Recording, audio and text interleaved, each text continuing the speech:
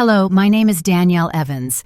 I'm 39, a forensic accountant, a mother of one, and, apparently, the woman the Lancaster family never wanted at their table. But you know what no one tells you? That sometimes the sharpest knives don't leave bruises. They smile, they wear designer heels, and they hand you a glass of wine while whispering you're unworthy to even be in the room. I remember the exact moment it happened. The moment I realized I was just a placeholder in the family, a woman who married into wealth, but was never really one of them. It was at the Lancaster estate in East Hampton, their grand legacy reunion that made the front page of Business Weekly.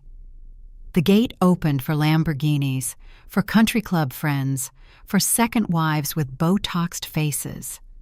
But when I arrived, the guards looked at me like I was lost. And when I gave them my name, Danielle Evans, wife of Richard Lancaster, mother of Caleb, one of them raised a brow, walked inside, and came back with my mother-in-law, Eugenia Lancaster. Her smile was icy, her pearls gleamed under the garden lights, and her voice was like crushed glass as she said, "Danielle, this event is for family only." I blinked. I laughed, thinking it was a joke. I'd been married to her son for 15 years.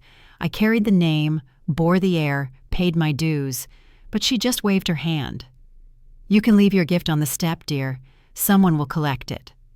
And then she turned, and everyone turned with her, including Richard, including my husband. He didn't say a word, not even a glance back. He just walked in behind his mother, through those wrought iron gates, into the party I wasn't good enough to attend.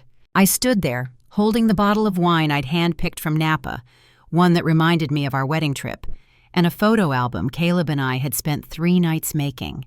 Our memories, our love. The guard cleared his throat. "Ma'am?"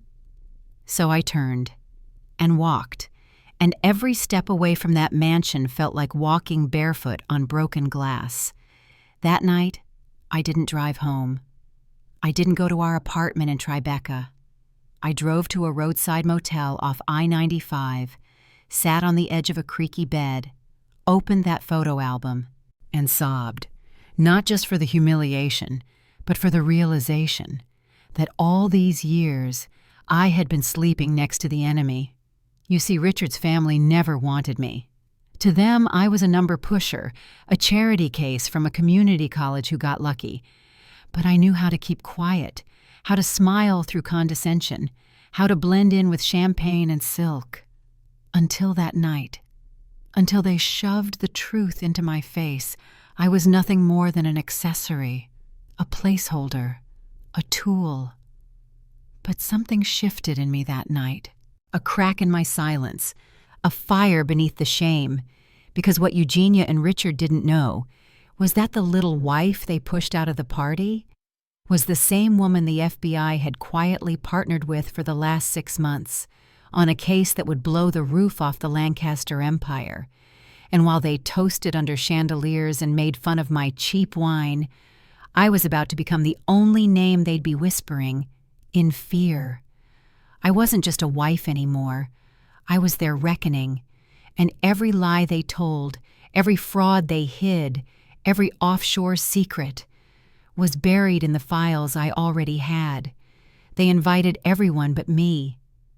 But the next time the gates opened, it wouldn't be for Lamborghinis. It would be for federal agents.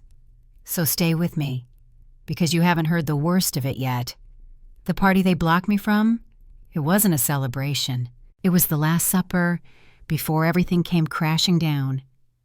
Want to know what happened when I walked into their boardroom with the evidence? Stick around for the next chapter.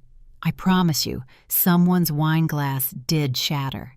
If you've ever felt like the outsider, like your loyalty was invisible, like you were used and discarded, leave a comment below. This story's for you. And trust me, it only gets better from here. I returned home from that motel just before dawn. Mascara smudged, the photo album limp in the passenger seat beside me.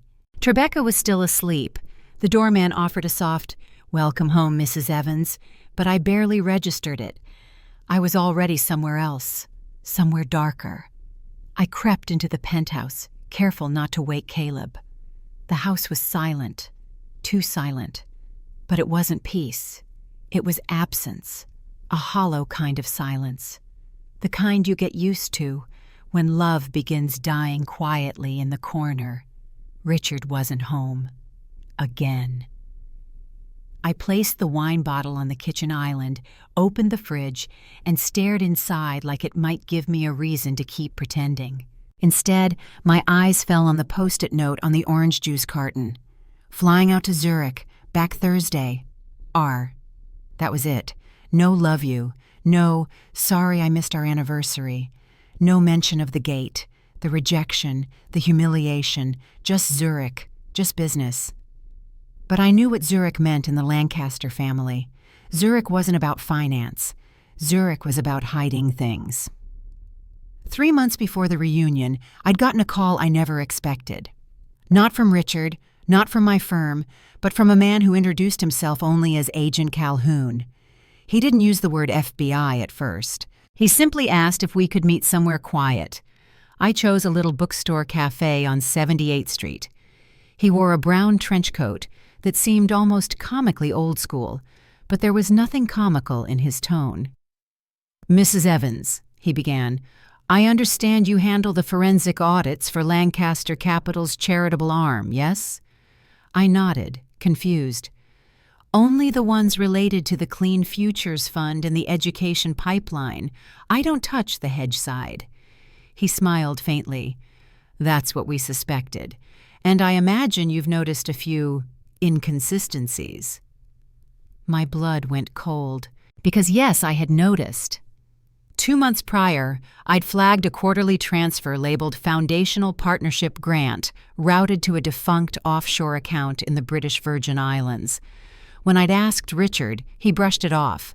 "Tax thing, don't worry about it." I dropped it, like I always did, but Calhoun hadn't dropped it. He pulled out a folder, slid it across the table.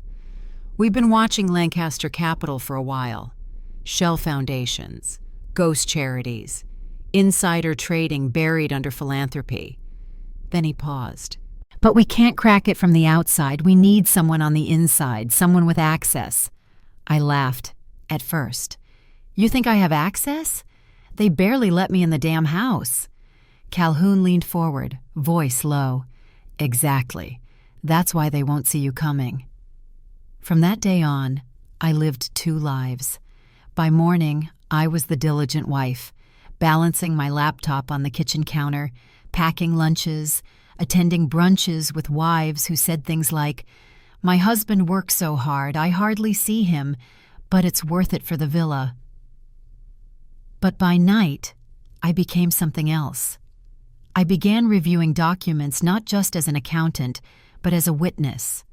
I installed a screen capture program on the shared office computer in the penthouse. I transferred metadata from foundation reports into an encrypted folder hidden beneath a generic budgeting app. Every time Richard left the room during Zoom calls, I activated audio record. And every time I looked in the mirror, I felt further from the woman I used to be. I didn't hate Richard, not yet. But I feared what he was hiding more than I feared what I'd become. One night, around 2:00 a.m., I found myself sitting on the kitchen floor, in pajamas, legs pulled to my chest, with a single phrase looping in my head. "You weren't invited. This is for family only." I don't know why that line stung worse than any of it. Worse than the fraudulent statements, worse than Zurich, worse than knowing I was being used, because beneath all the lies, I had still wanted to belong, not to the Lancasters, but to Richard, to the idea that the life we built meant something. I heard Caleb stir down the hall. I stood up quickly, wiping my face, and poured myself a glass of water I didn't want. But as I turned off the kitchen light, I whispered to myself, "If they won't let me be part of the family, then I'll decide when the family ends." because Eugenia could gatekeep her garden parties all she wanted. Richard could fly to Zurich and hide secrets behind mahogany boardrooms. But I had something they'd never expect: the numbers, and they never lie. The morning after the reunion incident, I woke up to the sound of shuffling outside Caleb's room. I'd barely slept, still in yesterday's clothes, eyes burning. But when I peeked around the doorframe, there he was. My son, Caleb, sitting cross-legged on the carpet, building a space shuttle from Legos like the world hadn't collapsed on me less than 12 hours ago. "Mom," he said without looking up, "did you bring back cake?" His question sliced through me in the softest, most unbearable way. He didn't know. He still thought I'd gone to a party. To their party. I swallowed the knot in my throat. "No cake, baby. They didn't have any." He didn't press. I wanted to pull him into my arms, cry into his tiny shoulders, and tell him everything. That his dad's family had shut me out like garbage, that we were standing on the edge of a cliff, and no one but me could see it. But Caleb was only 10, too young for betrayal, too young to understand power plays and shell corporations, too young for federal investigations, and yet not as shielded as I thought. That night, while I made grilled cheese and pretended life was normal, he quietly approached the kitchen island with that same serious expression he wore when he lost in chess. "Mom? Yeah? I heard Grandpa on the phone yesterday." I paused mid-slice, the tomato nearly slipping from my hand. Caleb looked down, nervous. He said, "If there's an investigation, Dad will take the fall for everything. He said Dad signed all the papers, so no one could touch him." I froze. Every cell in my body went silent. "What's an investigation?" he asked, eyes wide. "Did Dad do something wrong?" I don't remember walking around the island. I just remember kneeling, holding his hands in mine, and staring into those innocent eyes, the ones that had never learned to lie. "No, sweetheart," I said gently. "Daddy didn't do anything wrong. And you don't need to worry about anything, okay?" He nodded slowly, but something in him shifted, like he'd crossed a threshold no child should ever cross. That night, after he'd fallen asleep, breathing softly under his spaceship bedsheets, I sat in the dark of my study and replayed his words. "Dad will take the fall. Fall, as in prison. As in scapegoat. As in they were planning to let Richard burn." And suddenly it hit me. Richard didn't know. He thought he was in control, one of them, a true Lancaster. But in reality, he was just another name they were willing to bury. A buffer. An expendable. And they'd already started writing the story. If the FBI showed up and traced the fraud to his desk, the contracts, the signatures, the asset movements, Richard would look guilty as sin. But the real masterminds? Eugenia, her brother, Hollis, even the quiet cousin in Singapore who ran their climate investment branch, a branch that hadn't published a legitimate audit in 4 years. They were all ghosts behind the curtain. Richard was just the stage prop. And me? I was the broom behind the stage, invisible, overlooked, exactly where I needed to be. I didn't sleep again that night. I pulled out the encrypted drive and went to work, combing through 2 years of foundation statements, cross-checking emails, lining up timestamps, donor reports, and fake grant letters signed under Richard's name. Everything was starting to form a shape, a story, a damning one. But I needed proof of intent, not just bad numbers, but the voices behind them, the orders. And as much as I hated it, that meant getting closer to Richard, not as a wife, but as a listener. The next morning, I brewed coffee the way he liked it, extra bold, splash of almond milk, and sat at the kitchen counter with my laptop open to an expense projection chart. "Morning," I said as he walked in, groggy in his navy robe. He grunted, rubbing his eyes. "Hey, what's that?" "Quarterly expense draft for the Green Root Fund," I said casually. "Just something I was poking through." Richard poured his coffee and hovered. "That's Hollis's department. You don't have to worry about that stuff." I smiled. "I know, just curious." He didn't say anything for a long beat. Then, "Hollis said they were restructuring, moving some funds through Zurich, temporarily." There it was. I looked up. "Zurich? Is that what your trip's about?" He hesitated. "I thought it was just a tax optimization hub," I added, watching his face. He nodded, a little too quickly. "Exactly. Just optimization. You know how they are with overhead." I nodded along, smiled like the obedient wife. But inside, something in me roared. Because what he didn't realize was that just 2 days ago, I'd found an internal memo buried in a shared folder misnamed HR Templates, outlining a full-scale liquidation strategy under the title Zurich Cascade Phase 3. And Richard's name was nowhere on it. They weren't just hiding it from regulators, they were hiding it from him. And that was the moment I knew. I had to make a choice. Either let Richard walk blindfolded into the fire they were setting for him, or pull off the blindfold myself. I contacted Agent Calhoun that afternoon. We met at the usual bookstore cafe. I wore a simple black coat, no makeup, my hair pinned back, not because I needed to be discreet, but because I needed to feel sharp. "Tell me everything you've got," I said as we sat. Calhoun handed me a slim tablet. Inside was a preliminary indictment outline, sealed for now, with placeholders for names, dates, document citations. Lancaster Capital, Green Root Foundation, Cascade Zurich Holdings. He looked at me. "You give us intent, in their words, and we'll do the rest." I nodded, because I'd already made my choice. I wasn't saving Richard for his sake. I was saving him, so I could burn the rest of them to the ground.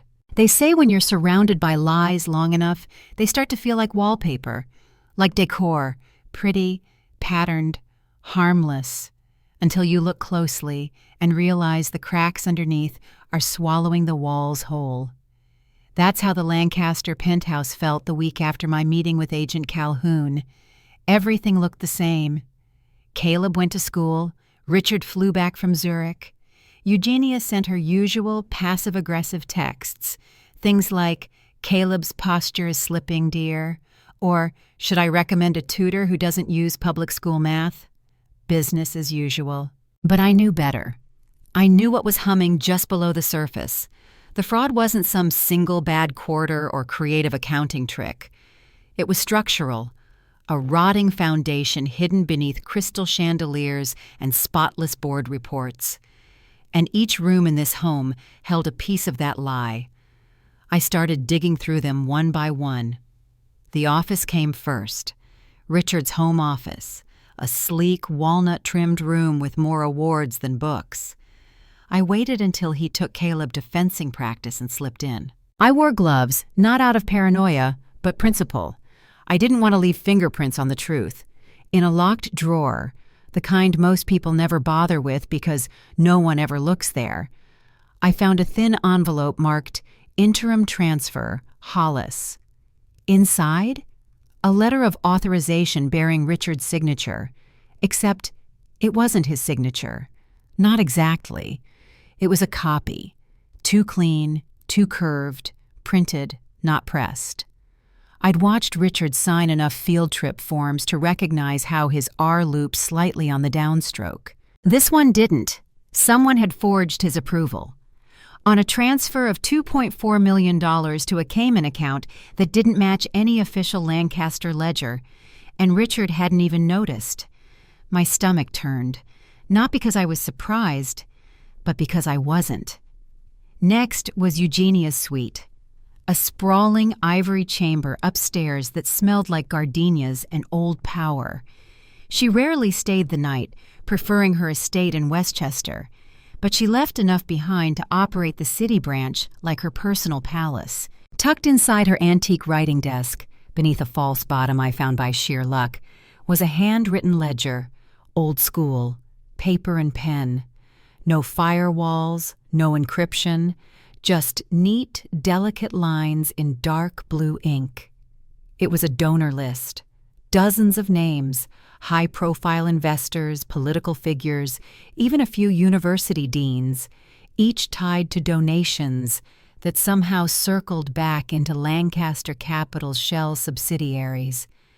Names I'd seen on charity banners, people who had shaken my hand at galas and whispered, "You're lucky to be a Lancaster." Blood ran cold in my veins, because I finally understood this wasn't just financial deception. It was networked corruption. Elegant, discreet, generational, and somehow they thought I wouldn't see it. I closed the drawer, wiped the handles clean, and left that suite the same way I found it. Silent. But I'd already taken what I needed: photos, timestamps, handwriting samples, all sent to Calhoun that same night. But the hardest room to enter was my own. Not the bedroom, not the study, the memory room, the one behind my ribs, where love used to live, where I kept the nights Richard held Caleb as a newborn, promising we'd give him a better world, where I stored the sound of Richard's laugh when we first toured our empty apartment and he said, "We'll fill this place with dreams," where I buried the version of myself that still believed him. That room hurt more than all the others combined, because I had to admit, somewhere along the line, I stopped being his wife and started being his cover. And now, I wasn't even sure he knew the difference. One night after Caleb had gone to bed and Richard had poured himself a glass of that overpriced scotch he never drank before the Lancasters civilized him, he turned to me. "You've been quiet lately," he said, not looking at me. I shrugged. "Just tired. There's a lot on my mind." He nodded. "Yeah, the firm's a mess. Hollis is restructuring again. Zurich's delaying payouts. It's like everything's shifting under our feet." There was a pause, long, heavy. I asked quietly, "Are you scared?" He looked over. Of all the things I expected, anger, sarcasm, defensiveness, I didn't expect what I saw. Fear, real fear. He took a sip, then said, "Sometimes I wonder if I'm being set up." I leaned in. "What do you mean?" Richard stared at the ice in his glass like it might hold the answers. "I don't know. Little things, missing files, documents I don't remember approving. Meetings Hollis says I signed off on, but I never even saw." My heart pounded in my ears, but I stayed still. I had to. He finally looked at me. I feel like I'm not in control anymore." I wanted to tell him he never was, that he was the centerpiece of a chessboard he didn't even know existed, that every privilege handed to him was a noose disguised as gold thread. But instead I said, "I'm here, whatever happens." Because part of me still hoped he'd step up, that he'd fight back, that he wouldn't just be the scapegoat, but the matchstick that burned the whole structure down beside me. Later that night, when he fell asleep on the couch, tie still on, hand loosely gripping the remote, I stared at him for a long time. I wondered what kind of man he really was under all that grooming, that pressure, that blind loyalty to a family that saw him as a chess piece. And I asked myself the same question I'd been avoiding for months. If the day comes, and I have to choose between protecting him or exposing them all, will he deserve my protection, or will he be just another lie behind another door? The thing about pretending you don't know anything is that eventually people forget you're even in the room. They start talking freely, moving sloppily. They underestimate the woman who blends into the background. They mistake silence for submission. And in doing so, They hand her the very knife she'll use to cut them down. That week, I became invisible, purposefully. I didn't ask questions, didn't probe too hard. I smiled at Eugenia's little jabs, laughed politely at Hollis's offhanded jokes about hedge fund disasters being beautiful accidents. But behind every nod, I was listening, recording, archiving, tracing every wire, every signature, every subtle shift in their expressions, because I wasn't just collecting data anymore. I was building the final nail in their empire's coffin. 2 days before the annual Lancaster board dinner, the same event where Richard was supposed to be recognized for 10 years of leadership and discretion, I received a message from Agent Calhoun, encrypted, one line only. It's time. I stared at it for a long moment. Time. 2 syllables that felt like thunder. Time for the documents to go public. Time for the evidence to be compiled, cross-referenced, and dropped in the right inboxes. IRS, SEC, DOJ. Time for the name Lancaster to mean something very different in the morning papers. But first, there was one piece left. A final confirmation, the cherry on top. Something I'd been working toward for weeks, and I'd scheduled it without Richard knowing. A private meeting with Hollis Lancaster himself. We met in the back room of his art gallery in Soho, a place that reeked of fake exclusivity and overpriced minimalism. There were maybe 5 actual paintings in the room, each spaced like museum relics, each probably just a front for untraceable assets. Hollis arrived 5 minutes late, wearing a tan linen jacket and that smug smile that made my skin crawl. "Danielle," he said, voice dripping with condescension. "To what do I owe the honor? Finally stepping out from behind Richard's shadow?" I smiled. "Just curious about a few things. Thought it best we clear the air before the board dinner." He raised an eyebrow, clearly intrigued. Good. I wanted him comfortable. I wanted him talking. We sat. I placed a thin folder on the table, a replica of one of the quarterly reports I knew he'd doctored, one with Richard's forged signature. I tapped the page. "This looks off to me." Hollis chuckled. "You're not in finance compliance, Danielle." "Still," I said softly, "Richard doesn't remember signing this. Neither does legal." He leaned back, twirling a pen between his fingers. "Look," he said, "Richard's good at what he does, but he's not built for the real work.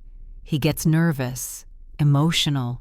You, on the other hand," and here his eyes lingered on mine, "you've always struck me as more calculated." I kept my face neutral, though revulsion tightened my throat. "Is that supposed to be a compliment?" He smirked. "It's an offer." Then he leaned in, dropping his voice. "This train is moving with or without him, Danielle.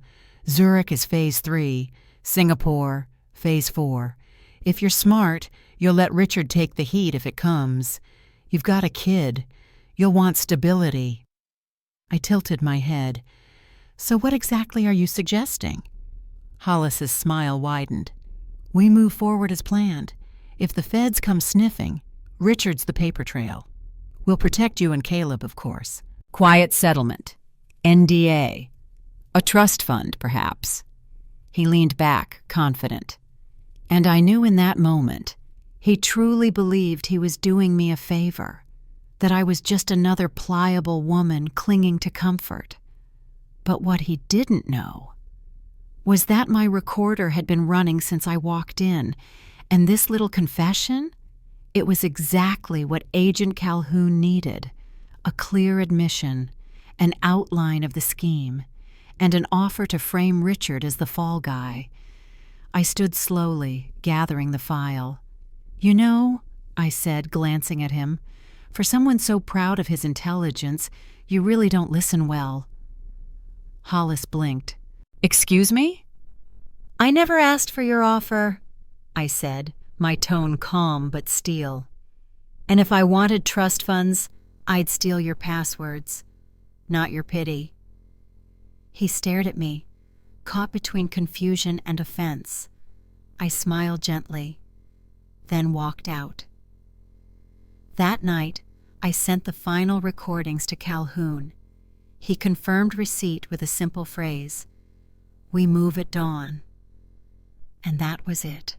Months of pretending, of swallowing insults, of walking barefoot through a landmine of egos and expectations. It all led here, to the moment I turned their silence into evidence, their arrogance into leverage, their legacy into ashes. But the most important part? Caleb never knew.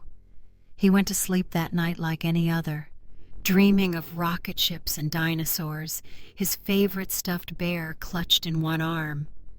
He didn't know the world around him was about to quake. He didn't see the fire I was lighting in the distance. But I did, and I would walk through it gladly. Because sometimes the most dangerous person in the room is the one they thought would stay quiet forever. The Lancaster board dinner was never just a dinner. It was a parade, a showcase, a flex of bloodlines wrapped in tailored suits and caviar, held every year at the Hudson Grand Hotel ballroom, where the chandeliers were custom-blown from Venetian glass, and every seat cost more than a semester at Yale. The event was part corporate celebration, part royal coronation. This year's theme? Legacy through integrity. The irony made me laugh so hard I nearly choked when the invitation arrived. Hand-delivered, of course, sealed in black wax stamped with the Lancaster crest. And the guest of honor? Richard Lancaster, my husband, the man they were about to offer up like a sacrificial lamb on a silver tray. But what they didn't know was that this time I was the one holding the knife. I wore a black satin gown that night, simple, elegant, nothing that screamed for attention, because I didn't need to scream anymore. They were already watching me. They just didn't know why. Richard looked impeccable beside me. Tuxedo crisp, cufflinks glinting with the Lancaster lion. He was nervous, though he tried to hide it. His fingers drummed silently against his glass. "Big night," I said. He forced a smile. "Yeah." I touched his hand gently. "Whatever happens, I've got you." He nodded, grateful. But I wasn't doing this for him. I was doing it for Caleb, for myself, for the truth. And it was already too late to stop it. The dinner unfolded like a ballet of power. Waiters moved with choreography. Toasts were made. Creme brulee was served in gold-trimmed ramekins. Then came the speeches. Eugenia took the stage first. Her dress was a deep burgundy, regal, commanding. She tapped the microphone, smiled her rehearsed smile, and began. "I stand before you not just as a matriarch, but as a witness to a remarkable legacy. A legacy my father began, and one that my son, Richard, has carried forward with humility, brilliance, and unmatched loyalty." Applause. She continued, her voice honeyed with false affection. "Richard has been the spine of this company. His discretion, his dedication, and yes, his signatures have built a firewall of trust that protects us all." I flinched slightly at the word signatures, but she said it with such smoothness I knew few people would catch the double meaning. But I caught it, and so did the agents waiting 2 blocks away. After her speech, Richard was called to the stage. He stood awkwardly, always less comfortable in the spotlight than his family. He thanked everyone, fumbled a bit, tried to make a joke that didn't land. And then, just as he lifted the engraved plaque they handed him, the ballroom doors opened, sharp, clean, loud. 2 men in suits walked in, flanked by 3 more, and the air changed, like someone had cut the music from an opera mid-note. Agent Calhoun stepped forward, his badge raised but voice calm. "Mr. Richard Lancaster?" Richard blinked. "Yes? We need to speak with you. Now." Silence, then murmurs, then gasps. Eugenia stood frozen, her hand clutched around a champagne flute that trembled slightly. "Is this a joke?" she barked. "No, ma'am," Calhoun replied. "It's federal business."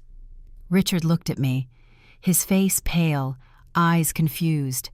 I stepped forward, calmly, and placed a hand on his arm. "It's okay," I whispered. "Go with them." And he did. Just like that. No handcuffs, no raised voices. Just the FBI escorting the guest of honor out of his own celebration, while the room full of shareholders and elite donors looked on in stunned silence. I turned to Eugenia. She was staring at me, and something in her gaze shifted. Something cold, something calculating. She didn't say it aloud, but I knew what she was thinking. You did this, and she was right. But what she didn't know was that this wasn't the end. It was only the first domino, because while everyone in that room focused on Richard being walked out, they didn't notice me slipping something into the hands of the lead financial reporter from the Wall Street Standard, who had been sitting near the back with a bored look and half-finished wine. A flash drive, encrypted, loaded with everything, every report, every false ledger, every audio file. By morning, the name Lancaster would be synonymous with federal indictment, and I would no longer be the outsider. I'd be the woman who burned the dynasty from the inside out, without ever raising my voice. By 6:14 a.m. the next morning, the Lancaster name was plastered across every major news outlet from New York to Singapore. Breaking: Lancaster Capital under federal investigation. CEO detained in overnight sting. Charity or cover-up? Lancaster Foundation tied to offshore fraud scheme. Exclusive: leaked financial files show 300 ballroomers moved through shell grants in Zurich and Cayman accounts. The house was silent when I woke. Not the peaceful kind of silence, but the kind that comes after an earthquake, when you don't yet know which walls will collapse next. I stood in the kitchen, coffee untouched, as Caleb ate his cereal in his pajamas, blissfully unaware that his last name now belonged to the country's top trending scandal. The news played low on the living room TV. I'd muted the volume, but left the captions on. Richard's face appeared again and again, in photographs from gala nights, conference panels, investor summits, each one now repurposed into a symbol of betrayal. I watched the words scroll across the screen like a funeral procession. Richard Lancaster, CEO of Lancaster Capital and son of East Coast financier Eugenia Lancaster, is currently being questioned by the FBI in connection to... Caleb looked up. "Mom, why are they showing Dad on TV?" I swallowed hard. He was too smart for evasions, so I knelt beside him and said softly, "Sometimes grown-ups make mistakes, big ones, but you and we're going to be just fine." He nodded slowly, sensing the weight in my voice. He reached out and touched my arm. That tiny gesture cracked me more than anything else, because my son had been born into legacy, but I was making sure he wouldn't drown in it.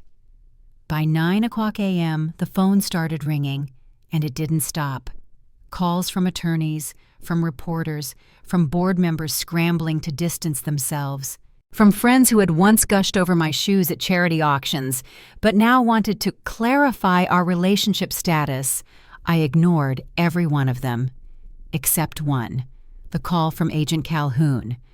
"They're rattled," he said. "Exactly as planned. The documents hit hard. The Zurich files were the kill shot."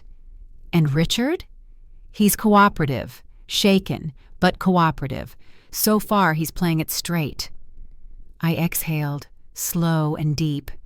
I didn't know what I expected to feel. Vindication, power, release.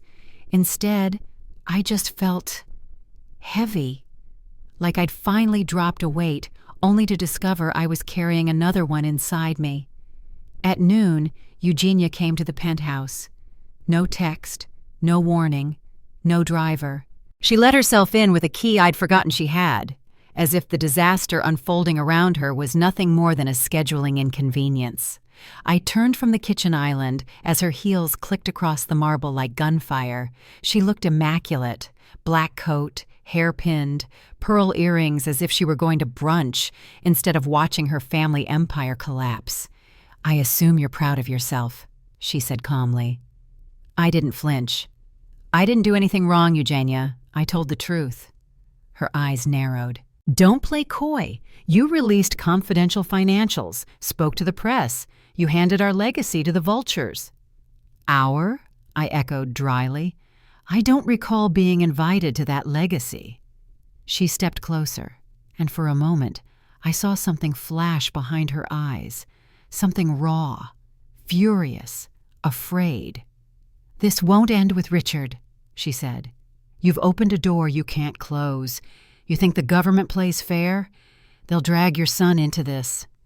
I stepped forward until there was barely a breath between us. "Leave Caleb out of your mouth," I said, voice low. "He's 10, and unlike your generation, he still knows what honesty feels like." We stared at each other, two women on opposite sides of a war that had been brewing for years. But only one of us was armed with the truth, and only one of us had something left to lose. "I'm not afraid of you anymore," I added finally. "And you should know by now, I don't bluff." Eugenia's jaw tightened. Then she turned without another word and walked out. That was the last time she ever stepped foot in our home. The rest of the day unfolded like slow-motion chaos. Lancaster Capital's stock plunged 38% before the market closed. Investors pulled out. Foundations released panicked statements. 3 university buildings quietly removed the family's name from their donor walls. And me? I made lasagna. Not out of denial, but because Caleb loved it. And I needed him to have one moment of normalcy in a day that would split our lives into before and after. As I layered the cheese, I watched my reflection in the oven door. This was the face of a woman they'd dismissed, the outsider, the girl from public school, the paper wife. And yet I'd done something none of them ever expected. I'd survived them. No, I'd outsmarted them. Not with money, not with legacy, with patience and silence and precision. Because when someone tells you you're not part of the family, you have 2 choices: beg for a seat at the table, or flip the table entirely and let them eat their downfall off the floor. Richard was released on a Thursday. No cuffs, no mugshot, no orange jumpsuit, not yet. Just a tense walk out of a Manhattan federal building wearing the same tuxedo from the night of the board dinner, now wrinkled at the collar and stained with invisible regret. He came home with silence. Not fury, not excuses, just silence. I heard the front door click open as I folded laundry in the living room, Caleb napping down the hall. I didn't turn around immediately. I let him come to me. He did. Slowly, like someone approaching an altar or maybe a firing squad. When he spoke, his voice was dry. "I assume it was you." I didn't respond right away. He continued. The flash drive, the Zurich documents, the timestamps, the voice recordings. From Hollis. From Eugenia. I folded another t-shirt. "That's a lot to assume," I said calmly. He didn't smile. "Was it all fake?" he asked, softer now. "Everything between us?" That one hit deeper than I expected. I turned to face him. His eyes were bloodshot, not from alcohol or sleep deprivation, but from the unraveling of certainty, of control, of illusion. "No," I said. He blinked. I loved you, I added. Maybe I still do, in some distant, hollow way. But that love, it couldn't outrun the truth. He sat down heavily on the couch, shoulders caved in. I didn't know, he whispered. God, Danielle, I swear to you, I didn't know. I believe you. He looked up, startled. I do, I said. That's what made it worse. He ran a hand through his hair, exhaling hard. I was in every meeting, every decision, but they still managed to keep me blind.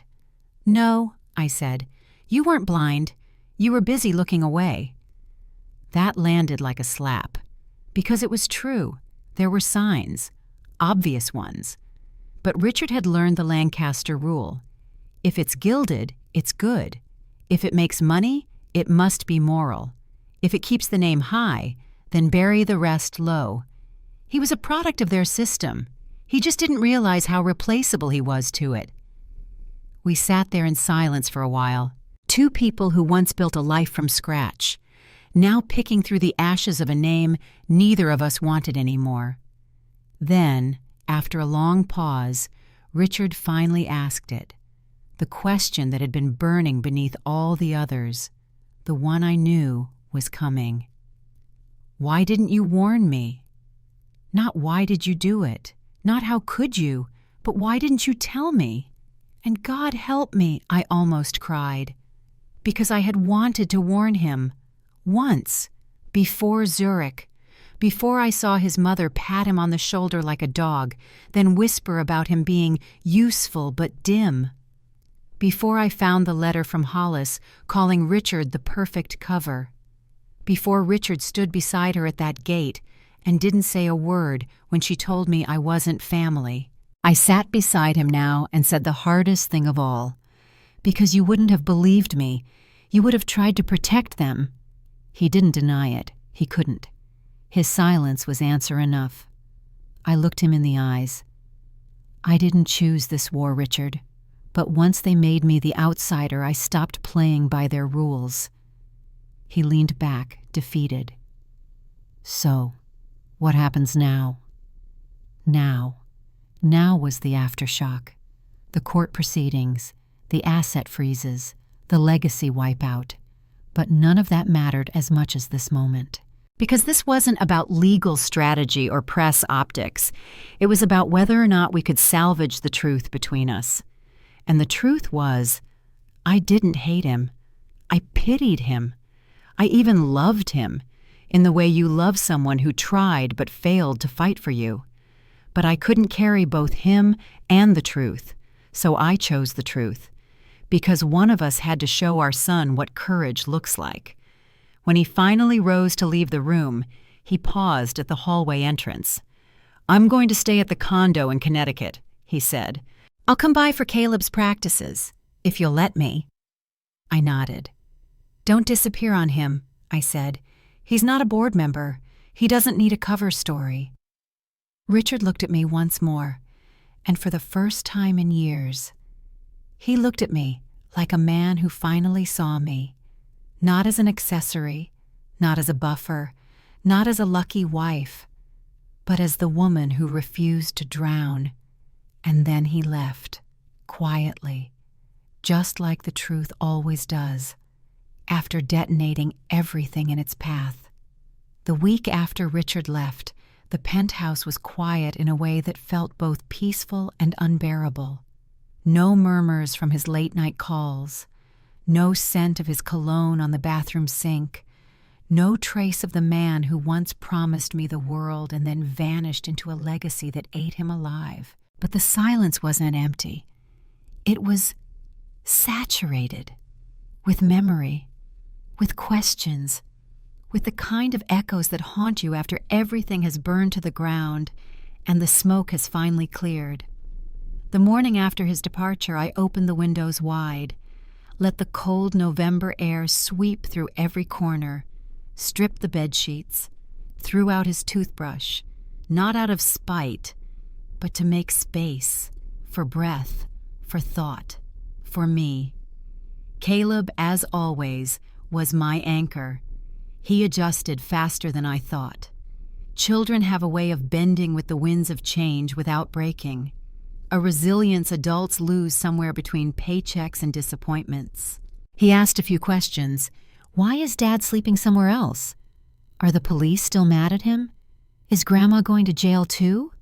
I answered as best as I could without burying him in complexity. Sometimes grown-ups make mistakes, I said.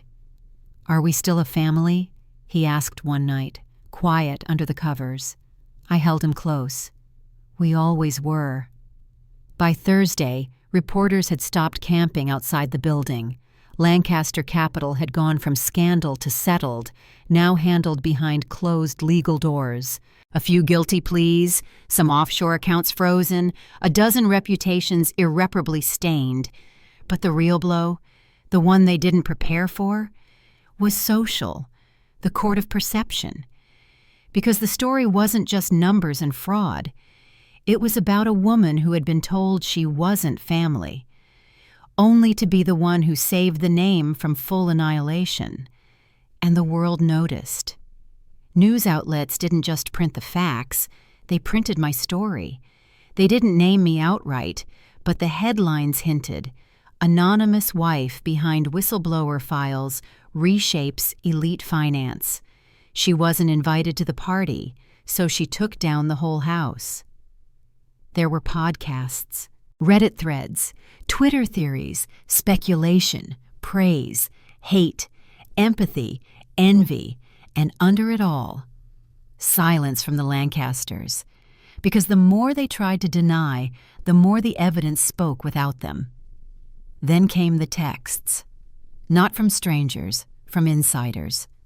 The people who had watched it all unfold from gilded balconies and never once offered me a hand when I was drowning.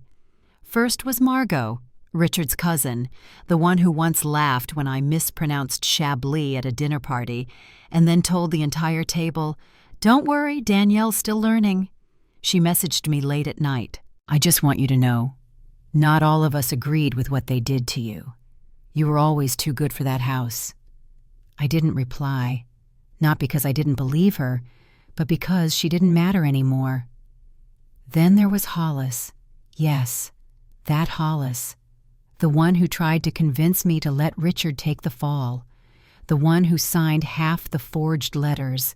Now suddenly groveling via encrypted email. I made a mistake. If there's anything I can do to make this right, please consider the bigger picture. The family needs healing, not division. I forwarded the message to Calhoun. That was the bigger picture. But the one message I didn't expect came from Eugenia. It arrived in the form of a letter, handwritten, delivered by courier, cream-colored envelope, Lancaster seal, no return address. Inside, just a single sheet. "Danielle, you've made your point, but don't mistake public sympathy for permanence. This world forgets fast, and when it does, the ones with history always outlast the ones with stories. We are not the same." I stared at it for a long time. Then I tore it in half. Then in half again. Then again. Let her cling to her illusion of power. Because while she was busy mailing threats, I was preparing something more lasting than vengeance. Freedom. It came quietly, not with lawyers or titles, but with a small set of keys and a letter from a trustee. Richard's grandfather, the only Lancaster who had ever treated me like an equal, had left something behind. Not to Richard, not to the company, but to me. A small house in the Hudson Valley, unassuming, paid off, with a garden and a porch swing and a library filled with real books, not status pieces. He'd made the transfer quietly before his passing, tucked it away under a foundation the family never bothered checking. And in his final note he wrote, "You saw what they couldn't. Keep going, Danielle. The real legacy is what you build after the fire." I cried when I read that, not because I needed the house, but because someone, somewhere, had seen me, long before the war started. I packed our things slowly, told Caleb we'd be moving. He asked if it had a tree big enough for a swing. I said yes. And when he smiled, I knew I'd done the right thing. Because revenge, in the end, wasn't just about bringing down a name. It was about giving mine a new place to breathe. In the weeks that followed, I watched the great Lancaster Tower fall. Not with an explosion, but with a quiet series of humiliations. The stock price had already flatlined. But what mattered more were the cracks in perception. The polished magazine covers, pulled, the university endowments, frozen, the whispers at the country clubs, now louder than any courtroom testimony, and the family that once stood like marble statues, they were crumbling. The first to break was Hollis. He had always been the loudest voice in the room, puffed up with insider knowledge and connections that went back 3 generations, thank you very much. But none of that mattered when federal charges were filed with his name at the top: wire fraud, forgery, obstruction. Calhoun told me they tried to strike a deal. Hollis offered names, timelines, backdoor accounts, hoping to carve out a lighter sentence. But it was too late. The government didn't need his confessions, because I had already given them something cleaner, deeper, irrefutable. His voice, on tape, offering me a bribe, naming Richard as the planned fall guy. There are some betrayals that even plea deals can't wash clean. His bail was denied. And the last image the media got of Hollis Lancaster was him being escorted into a courthouse wearing an ill-fitting suit and a face stripped of its usual arrogance. The caption read, "Lancaster executive behind bars, once a kingmaker, now a pawn." I didn't print the photo, but I saved it. Not for me, for Caleb, so he would grow up knowing how empires fall when they're built on silence. Then came Margot, the cousin who used to giggle behind menus when I mispronounced designer names, the one who called me budget chic at the Christmas party, where I wore a black dress she claimed was from some sad little boutique. After the collapse, she went on a media spree, trying to repaint herself as the real whistleblower. She claimed she had seen the signs for years, that she privately urged change, that she warned Richard more than once. I nearly laughed when I saw the clips. Margot, with her glossy hair and crocodile tears, trying to leverage the downfall into a book deal and a seat on some women in finance panel. But the internet didn't buy it. Receipts surfaced, texts, photos, footage of her toasting Hollis at galas long after the fraud was active. They called her out, hard. Her sponsors dropped her. Her publicist resigned. A fashion brand revoked her ambassadorship. And in a twist that would have been comical if it weren't so pathetic, she ended up locked out of her own apartment, foreclosed due to unpaid taxes. A local blog snapped a photo of her outside the gates, heels in hand, mascara smudged. The headline? From heiress to homeless, Margot Lancaster shut out of her own luxury tower. I didn't gloat. I just turned off my phone, poured some tea, and watched the sunset over the Hudson in my new home. Because this wasn't about revenge anymore. This was about restoration. But the final blow, that belonged to Eugenia. She had managed to escape legal consequences. For now. There were layers between her and the money. Other signatures, other names, other scapegoats. But power doesn't just live in signatures, it lives in perception. And her name? It was now poison. Suddenly, her invites stopped arriving. Her charity events saw fewer guests. Magazines pulled her column. Board members stepped down from her foundation. She issued a vague statement, something about being blindsided and trusting the wrong stewards of her vision. But no one bought it, because her voice had always been the loudest when Richard stood beside her. And now, even Richard had gone quiet. The final twist came when one of her own longtime friends leaked a group text thread to the press. In it, Eugenia wrote, "Let them drown. The ones who fail were never Lancasters in the first place." It went viral. Even the tabloids had a field day. Queen of Ice turns on her kin. Matriarch meltdown.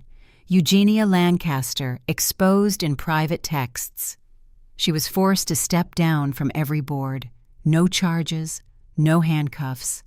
But that didn't mean she walked free, because when the dust settled, she was alone. Not feared, not praised, just forgotten. And for a woman like Eugenia, obscurity was the cruelest prison of all. I heard from Richard occasionally. He didn't beg, didn't rant, just processed. He sent updates about Caleb's birthday gift, asked if we'd consider letting him visit the new house, offered help with the garden once. But more than that, he apologized, in his own broken, unsure, too-late way. He wrote me one letter, longhand. I used to think legacy meant inheritance, money, titles. Now I see it's something else entirely. You showed me that, and I'll never be able to repay it, but I'll never forget it either. I didn't reply. I didn't need to, because what he did say and what he didn't say was enough. He was learning, finally, and for the first time in years, I didn't feel small in his shadow, because I had found my own light, and it didn't need their last name to shine. The garden bloomed late that spring. The hydrangeas, soft and full, opened like sighs. The apple tree dropped delicate white petals onto the swing Caleb loved so much, and the air, cool, unhurried, finally felt like it belonged to me. There were no meetings to prep for, no fake brunches to sit through, no pretending. For the first time in over a decade, my name wasn't tethered to theirs. I was Danielle Evans again, not Danielle Lancaster, not Mrs. Richard, not the accountant wife with the right smile and the wrong pedigree. Just me. And God, it felt like exhaling after years of being held underwater. I took up reading again. Not market reports, not ledgers or SEC filings. Books, fiction, poetry, mysteries, stories that didn't end with collapse, stories that reminded me I still had one of my own to write. And Caleb, he thrived. He joined the local soccer team, helped me plant tomatoes, started drawing comic books with heroes that looked a lot like women in business suits with laser eyes. He didn't talk about the scandal, didn't bring up Richard much. Children don't need closure the way adults do. They just need safety. And I gave it to him every day, in warm breakfasts, in bike rides, in nighttime prayers whispered not in fear, but in hope. One afternoon, I was cleaning out old boxes when I found a photo album, the same one I had held the night Eugenia turned me away from the family reunion, the night that cracked everything. I opened it slowly. Inside were pages of Caleb in his early years, missing teeth, messy curls, paint on his cheeks, photos of Richard holding him, of me laughing, of us on a camping trip before the world became branded with private schools and silence. I didn't cry. I just stared. And I understood something I hadn't seen then. That joy was real. But it wasn't built to last in that house, not with those rules, not with that kind of legacy. It had taken the collapse of everything for me to return to what mattered. And I wasn't angry anymore, because anger, like empire, is heavy, and I was finally learning to travel light. I received one final letter in early summer, this time from someone I never expected. The private chef who used to work in the Lancaster estate, a woman named Lila, who rarely spoke but always offered me a second scoop of dessert when no one was looking. Her note was brief, handwritten in slanted cursive. You were always more gracious than them. I just wanted you to know. I saw you. I saw how they treated you. And I prayed you'd get free. You did. And it gives the rest of us hope, too. I sat with that note for a long time, because it reminded me of something the Lancasters never understood. That legacy isn't carved into stone buildings or investment portfolios.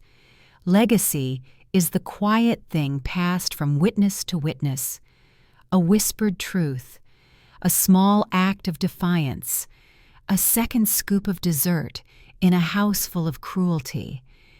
And when it ripples outward, it changes everything. One evening, as the sky turned peach over the garden, I poured myself a glass of wine. The same Napa blend I had brought to the reunion that day. They wouldn't let me through the gate. I sat on the porch swing, feet tucked beneath me, and let the breeze carry everything I no longer had to carry. And I thought about power, how they used it to build walls, and how I used it to tear them down. But what they never understood, what they still didn't understand, was that power doesn't make you untouchable. Peace does.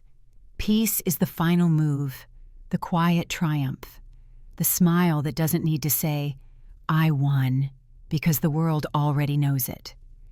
I sipped my wine, looked out at the stars rising over the trees, and whispered to the night, "I'm free." It started with a flower box, just a wooden rectangle Caleb and I hammered together on a Saturday morning, hands stained with soil, sunlight dancing across the porch. We planted lavender and basil, hung it beneath the kitchen window, watered it together each morning, even when the rain had already done the job. And that was how it began. The new life, not with headlines, not with any grand reintroduction of myself to the world, but with roots and patience and the smallest, most ordinary acts of freedom. I no longer had to scan headlines, no longer had to fake smiles in boardrooms, no longer had to carry the weight of being acceptable to a family who thought love came with entry requirements. The gate was gone. Not physically, of course. The Lancaster estate still stood, though its marble was now more rumor than monument. But the gate inside me, the one they made me believe I'd always stand behind, that gate was rubble now, and every day I lived without them, I stepped further and further into a version of myself they never got to erase. I started a small practice from home, not a firm, not an empire, just a quiet service, helping women untangle their finances after divorce, separation, or betrayal. I called it Second Ledger, and business grew fast. Not because I advertised, but because word of mouth is louder than legacy when it speaks with truth. They came to me with stories like mine. I let him handle everything for 20 years.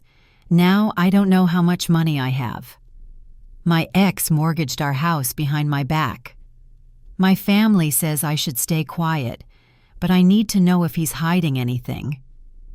I taught them how to read contracts, how to follow their instincts, how to stop apologizing for asking. I helped them audit their marriages like I once audited a dynasty. And when they left my kitchen, sometimes with tears, sometimes with spreadsheets, they walked straighter. Not because I fixed them, but because I reminded them they weren't crazy. They were just unheard. And sometimes that's all a woman needs, to be heard in the language of numbers.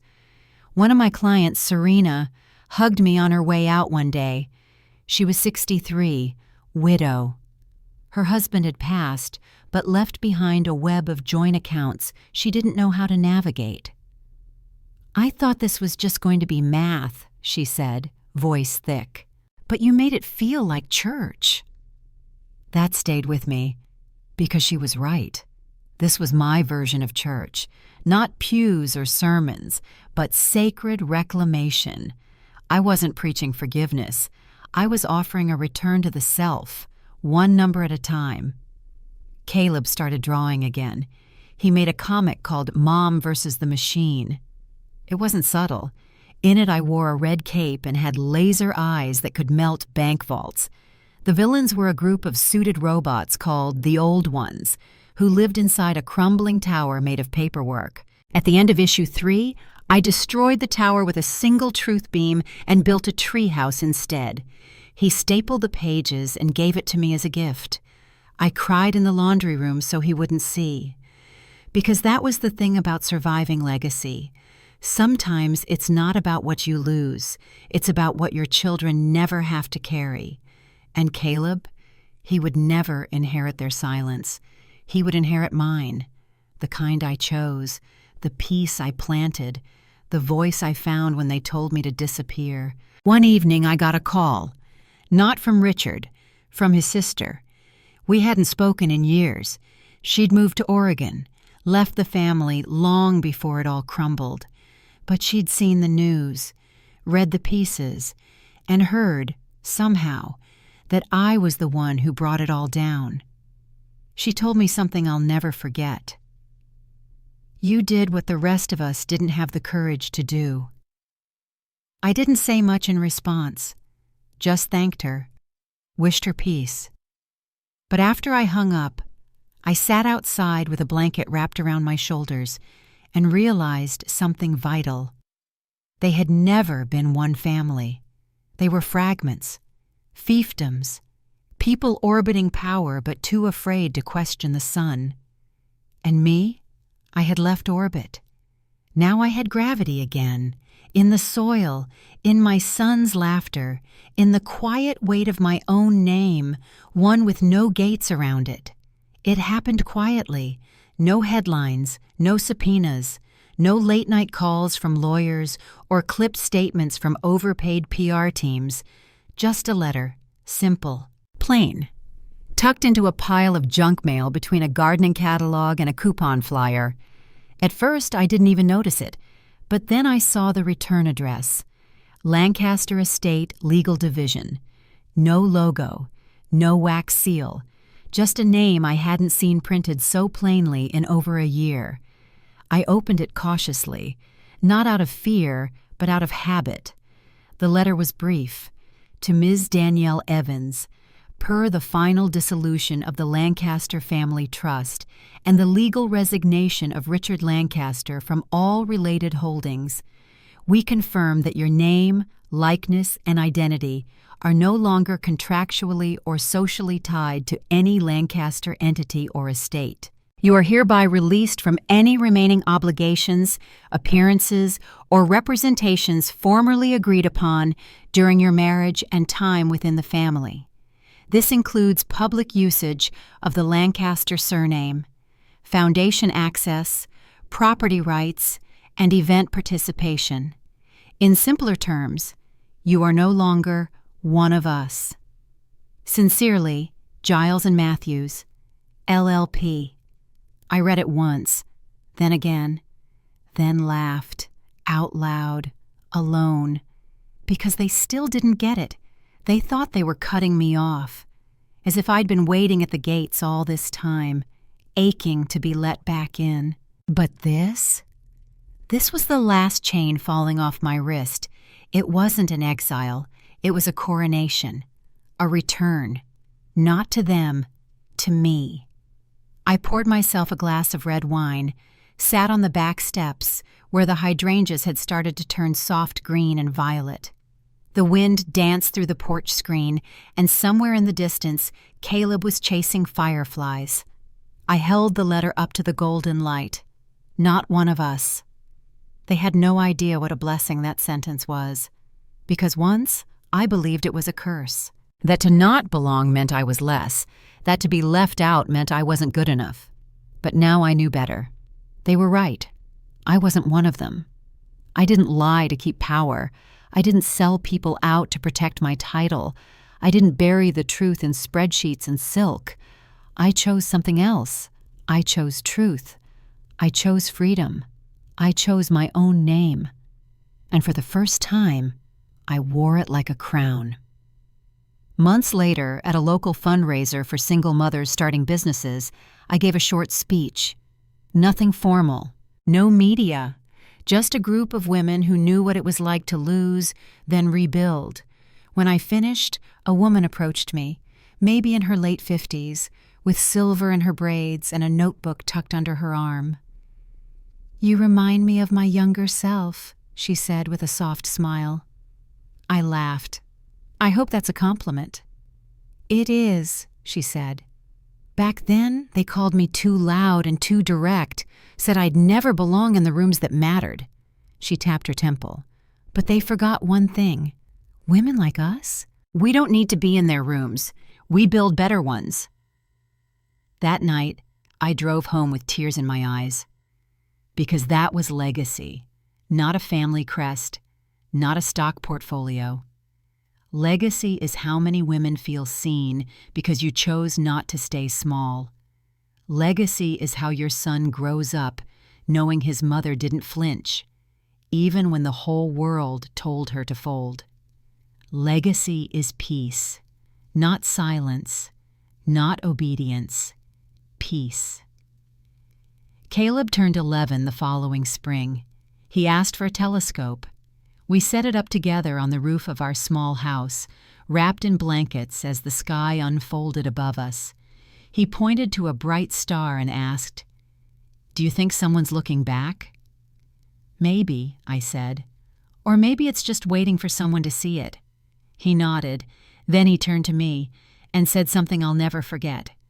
"Mom, I'm glad we're not them." I blinked. "Who?" He shrugged.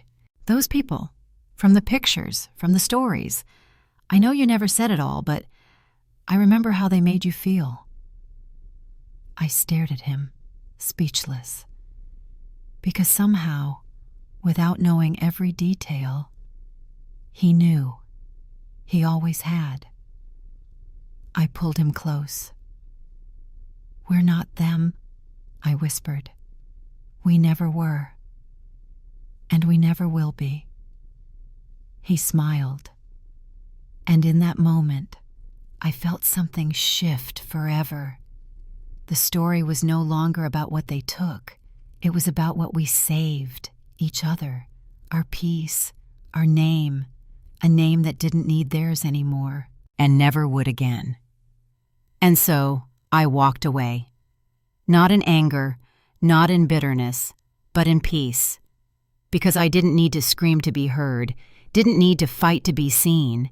I simply lived, fully, freely, beyond the gates they thought I'd never get past, and that was the sweetest revenge of all. So tell me, have you ever been told you didn't belong, only to rise in silence and watch the ones who rejected you fall by their own hands? Have you ever been the outsider, only to realize you were never meant to be part of their broken circle in the first place? Let me know in the comments below. And if this story stirred something in you, share it. Send it to someone who needs to be reminded. They don't have to beg to be accepted. They just have to walk away and build something better. Don't forget to like, comment, and subscribe for more stories that prove sometimes the quietest one in the room holds the loudest power of all.